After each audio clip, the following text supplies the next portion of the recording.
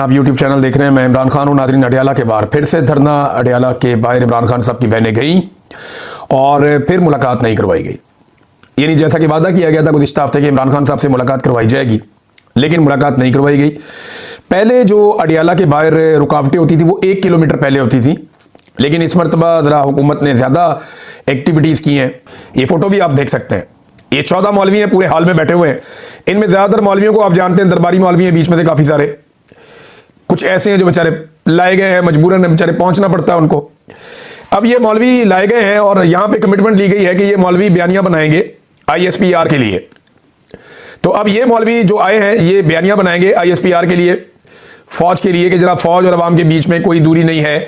और जो फौज का बयानिया देखें, जब आप दुश्मन से लड़ते हैं ना तो पूरा पाकिस्तान आपका बयानिया बनाता है। तब इमरान रियाज भी आपके साथ खड़ा होता था, सारे ही आपके साथ खड़े हो जाते हैं, मोहित पीरजादा भी, सब।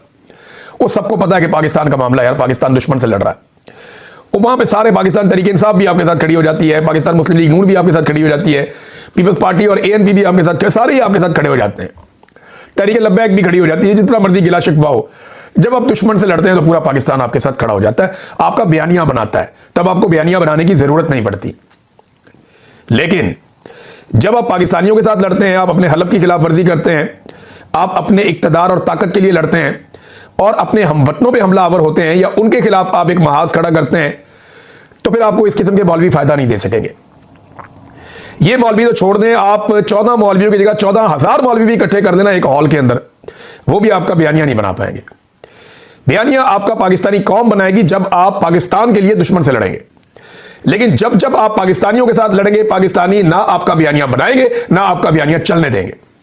ये 14 मौलवी है ना, 1400 मौलवी भी इकट्ठे कर लें, कोई फर्क नहीं पड़ेगा, इससे कोई फायदा नहीं होगा।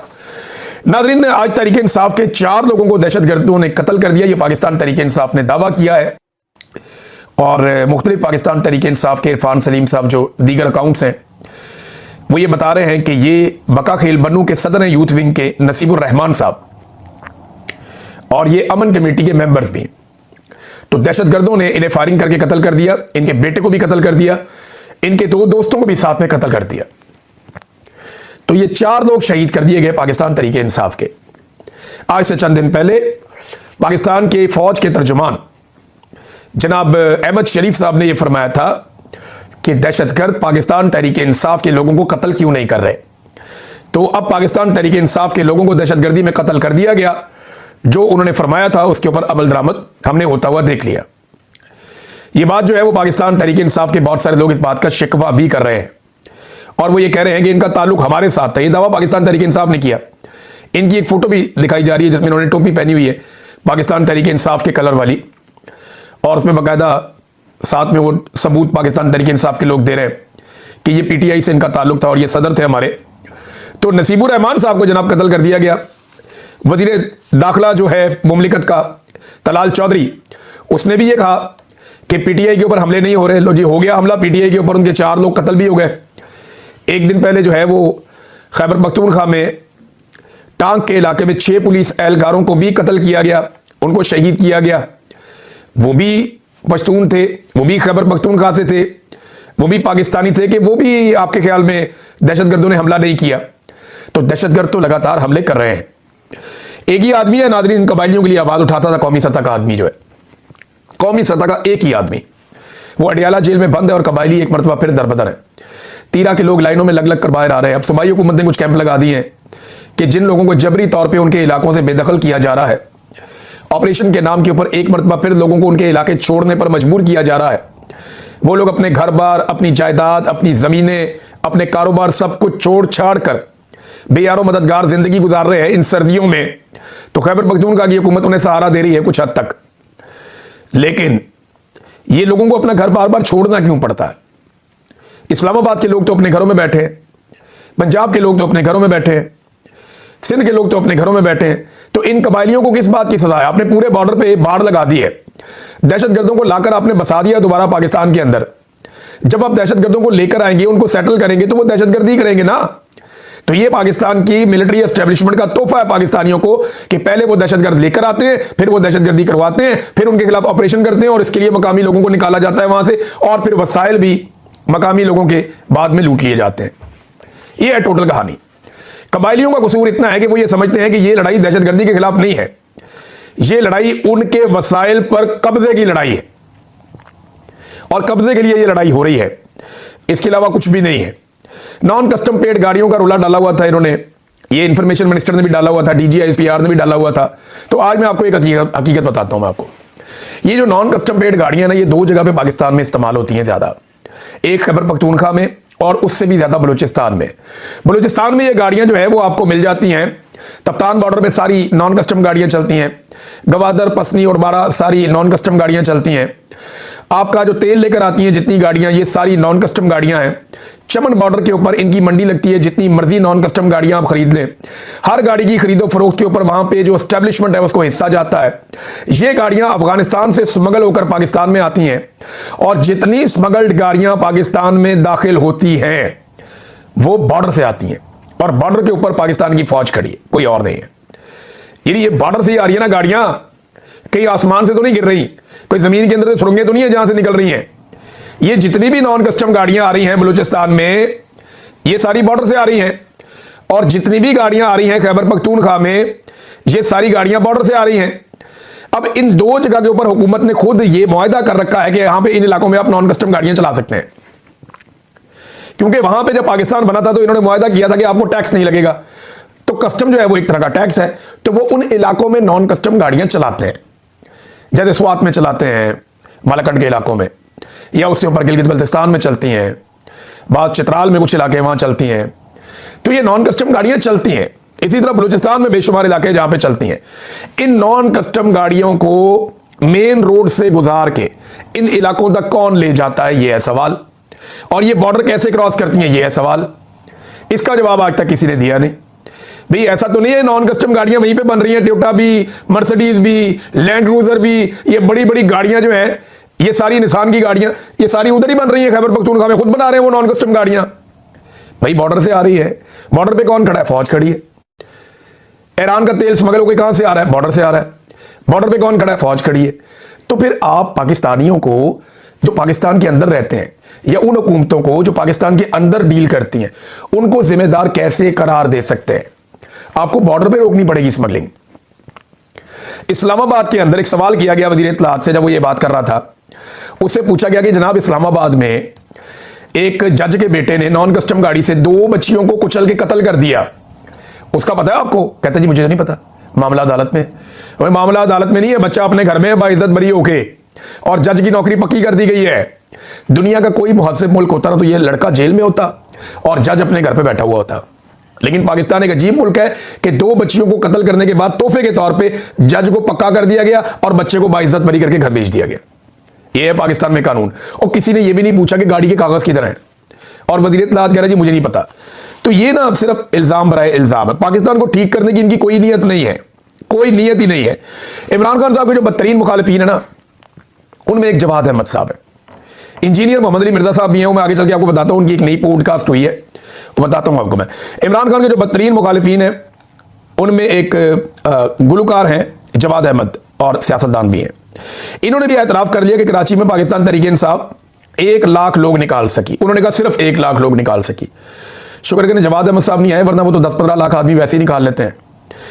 तो इतनी फस्तायत और इतने जुल्म के बावजूद, इतनी मार कुटाई, इतनी गिरफ्तारियों, इतनी आंसू गैस और रुकावटों के बावजूद अगर पीटीआई 1 लाख बंदा निकाल सकी है, अब 1 लाख से तो शायद ज्यादा ही होगा, जब इतना बड़ा मुखालिफ 1 लाख बंदा कह रहा है, तो हो सकता है कि मुखालिफ तो 1000 भी कह सकता है ना, मुखालिफ तो कम ही बताएगा।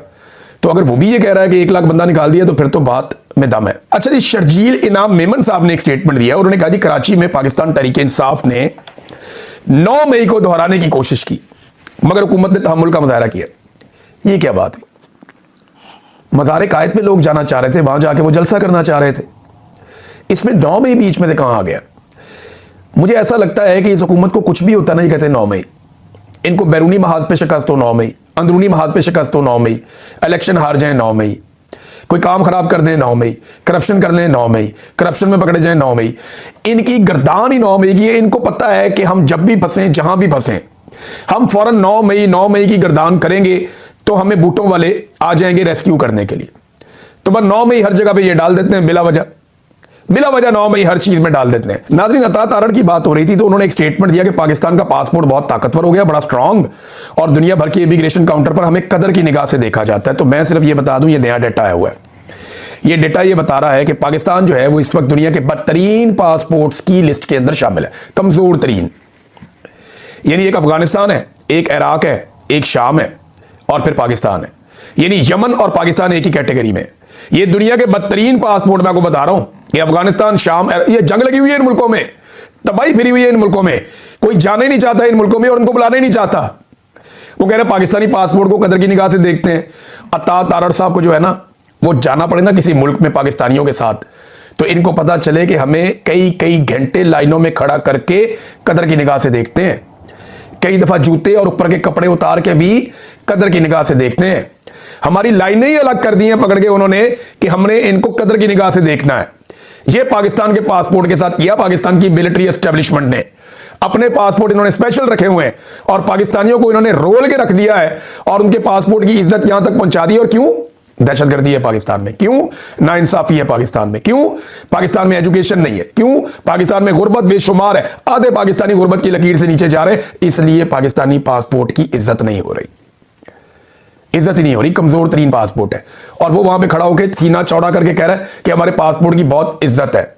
इसको खसूसी प्रवास से उतार के चढ़ाए ना इकोनॉमी क्लास में और इसको भिजवाएं किसी मुल्क में खामोशी से, इसको लग पता जाएगा कि इसकी कितनी इज्जत होती है। वहां पे वो लाइनों में खड़ा कर देते हैं और कई कई घंटे कदर की निगाह से आपको देखते हैं ऊपर से लेकर नीचे तक। जी नाज़रीन, इंजीनियर साहब की बात हो रही है तो इंजीनियर मोहम्मद अली मिर्जा साहब ने एक पॉडकास्ट की है ज़ीशान अजीज साहब के साथ, बड़े अच्छे जर्नलिस्ट हैं।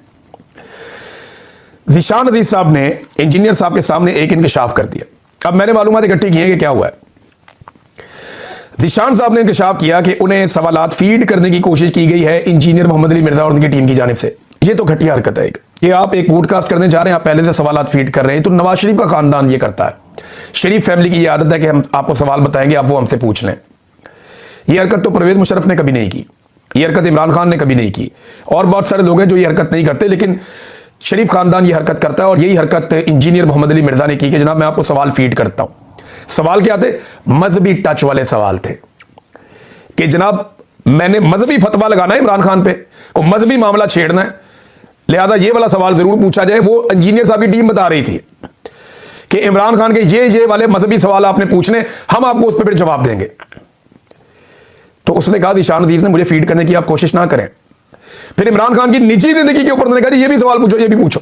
मीडिया के ऊपर बैठ के ये कहते हैं निजी जिंदगी में नहीं जाना चाहिए और ये ऑफ द रिकॉर्ड लोगों को कहते हैं जनाब निजी जिंदगी पे इमरान खान के ये वाला भी सवाल पूछो, ये वाला भी सवाल पूछो, ये वाला भी सवाल पूछो। इमरान खान ने तो पहले कहा कि मैं कोई फरिश्ता तो नहीं हूं, लेकिन ये लोग कैसे बेनकाब हो रहे हैं। वो उसने बैठ के वहां ज़ीशान ने बता दिया कि आप लोगों ने मुझे सवाल फीड करने की कोशिश की है, उसके बाद मौलवी साहब फंस गए। अब मुझे कुछ और जो जर्नलिस्ट है उन्होंने ये बताया कि हम इंजीनियर साहब से सवाल करने गए तब हमें सवाल फीड किए गए और इंजीनियर साहब ने और उनकी टीम ने हमें सवालात फीड किए कुछ और लोगों से इंटरव्यू करने के दौरान भी। यानी हम किसी और का इंटरव्यू करने जा रहे थे, दीगर शख्सियात का इंटरव्यू करने जा रहे थे, तो इंजीनियर साहब और उनकी टीम हमें सवालात फीड कर रही थी कि ये सवालात आपने करने हैं।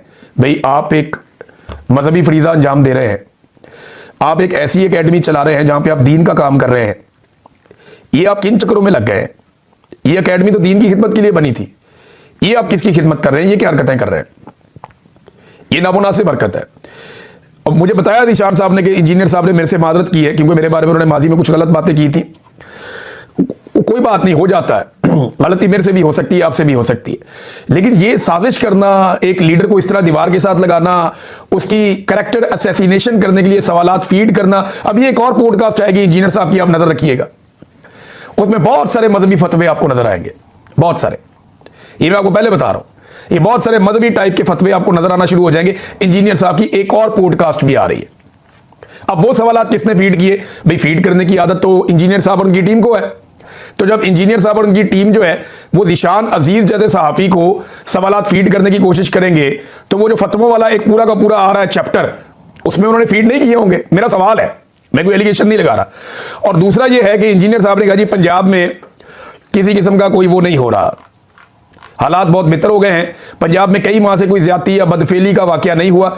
ये सब कुछ मुमकिन हुआ एक औरत वज़ीर आला की वजह से जिसने CCD बनाई और कानून पर अमल दरामद करवाया।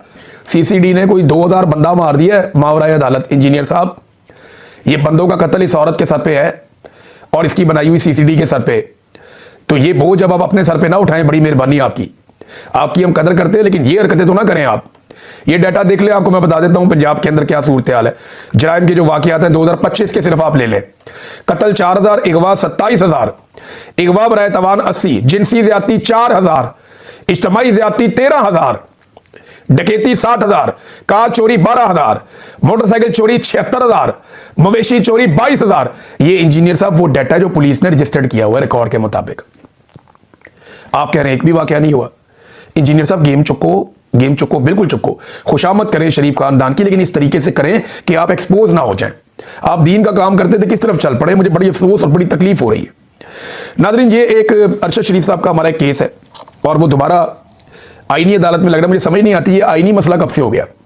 शहीद अरशद शरीफ को कत्ल किया गया, उनकी वालदा ने 7 अफसरान के खिलाफ दरखास्त दी, जिनमें से 3 रिटायर हो गए हैं, 4 मौजूद हैं। आज तक FIR दर्ज नहीं हुई। ये फौजदारी मामला है, इसको उठा के आईनी अदालत में क्यों लेकर चले गए कि ये कोई आईनी मसला है?